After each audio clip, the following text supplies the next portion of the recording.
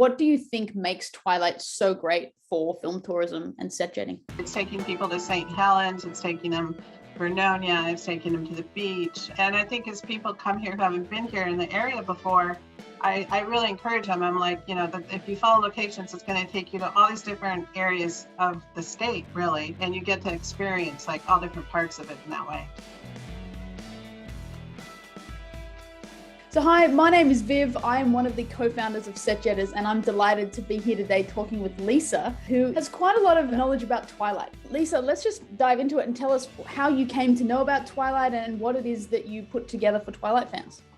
So it started by just watching the first movie, seeing it on TV for the first time. By then, the books were out and the movies were coming out in the theaters. So the first movie I saw in the theater was the first Breaking Dawn. I started looking online and I saw that the fandom was huge by then. When I saw that a lot of locations were in my area, around Portland area, I had a friend who, it turned out, it was very weird. She lived on our street. She was also into Twilight. She has an actual Twilight room, which a lot of Twilight fans have, with posters, bedding, all kinds of things you can imagine. So she and I spent the summer and we just tracked out the different locations. It was actually really cool for us because it wasn't that long after the filming. So it was just a few years. And so we got so many stories from people that were there for the filming at the locations. And that really added to it a lot. It made it really exciting for us. But we kind of spent a whole summer getting out and doing that. And I kind of started a blog with it. And then I went over to a website with it, just sharing out all the locations as I visit them. And that's kind of how I started. Fantastic. So for those that are kind of new to this, I'll explain two things. SetJetters is an app where you can find out where movies were shot.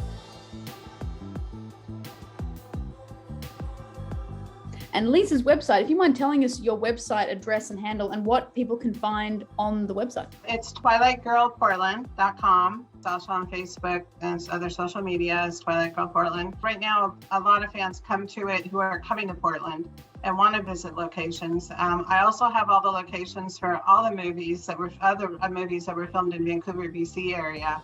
I did a summer trip up there and visited those locations as well. So you can come if you're coming to the Portland area. People can get on the website. I have a listing they can print out of locations with addresses and what scenes were filmed there.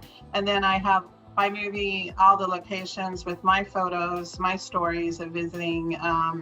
It's all on there kind of by movie. So it's pretty, I've tried to set it up so it's easy for people to find information. At SetJetters, we're a big fan of your work, and because we're all about film tourism and connecting people, right, and appreciate and love the stories that we loved on film and to kind of see them come to real life. That's the exciting part, I think, for a lot of people. To go there and actually see it. So I wanted to ask, when did you start to see Twilight tourism boom? Oh, it started right when I was getting into it. It was already big. A lot of the places I visited, locations, people would tell me, oh, we have people coming through here all summer from all over the world. They're coming in. And I just kept hearing that over and over at a lot of the different places I visited because the movies were coming out. I think like every year, the new movie was coming out. And I think that really that drove it. After the movies were out, I thought things would kind of slow down. They have some, but it's just continued this year already. I've got emails from people every week that are coming and, looking for information, looking for help, looking for route information. Every summer, it just picks right back up into the fall. Oh, incredible. We've often seen that as well with, particularly in the Portland area and on Oregon, where SetJetters has done a lot of work. These old films like Goonies and Stand By Me Day, even Buster Keaton has a film legacy in Oregon. So it's a fun way to also discover a city. It is totally. Yeah, a lot of people that come. They're coming for I have a lot of people who are bringing their daughters. A lot of moms I've met, and even a dad who came from Texas with his daughter. A lot of people bring their teenagers or daughters or kids, and it's kind of, because Twilight's been around long enough, it's kind of going into a second generation of people it's kind of reviving it all. Yeah, cool. So what are fans looking for when they come to Portland? Is it to recreate the scene, take photographs, to immerse themselves in the world? Like what I mean, obviously they want to come and see it, but is there anything else that's attracting them? All those things. I think I think when they go and then when they first see where it was filmed, they're just kind of like overwhelmed, like, wow, this was here. And they do recreate the scenes. A lot of people, I have a lot of groups that come through of women or Denver women. And they're all out to, visit everywhere. They like to recreate, the movie for sure, where they can. And I think just visiting all the different locations, they just really enjoy that a lot. They get to as many as they can.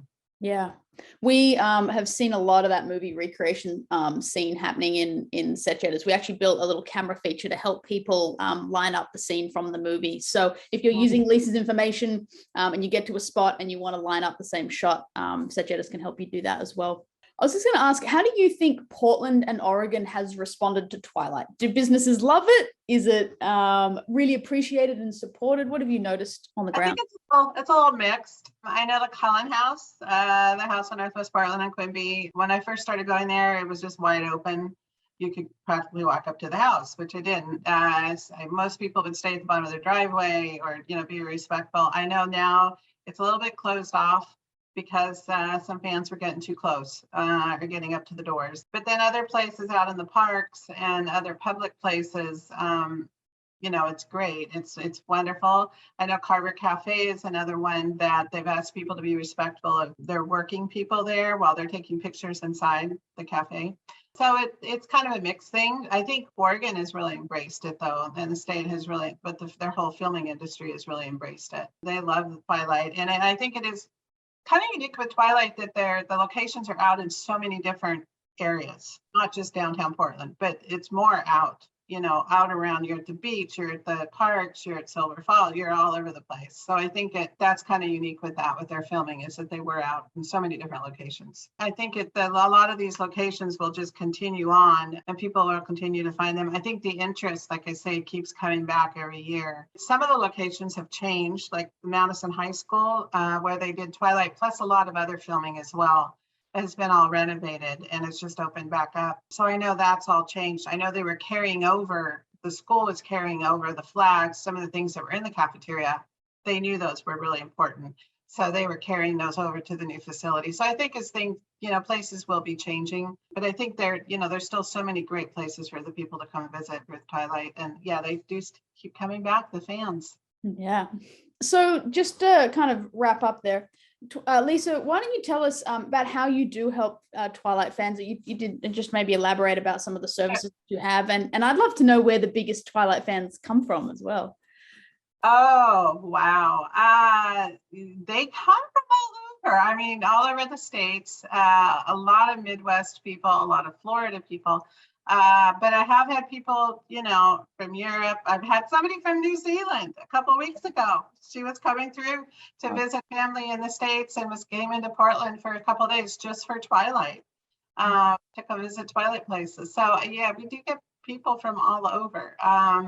And a lot of people just coming and experiencing the Pacific Northwest for them is so different. The climate, everything is the environment so different that adds a lot to it. And they just thrive. A lot of people from Arizona come here and they want to move here. They want to move to Forks or they want to move to Portland or, the area is so different for them. Pretty much when people contact me off my website, they can email me off my website. I have files I send them. I have a listing I send them of all the locations, a map that has all the locations marked. And I've actually done a couple of people want routes. They want to know how many days will it take to get everywhere and all that. And it kind of depends if they're driving in, flying in. So I've come up with a couple of route informations just to give them an idea of, go here, here, here, and here in this day, and kind of group stuff together. So it's a little bit easier for them. Fantastic. Well, Lisa, you're one of our favorite examples of set jetting and people that just have really embraced the impact that films have on us and the environments that we're in. And I know personally, having visited Forks, which I know nothing was shot in Forks, but it's where the book is based. It really is like the landscape is very integral to the film, even just noticing like in how it ties in with the story and these vampires that can't be around light. And it's a beautiful part of the world, but you can see that, as you said, that climate, that wetness, that green, and it's really, it's beautiful to see. Yeah.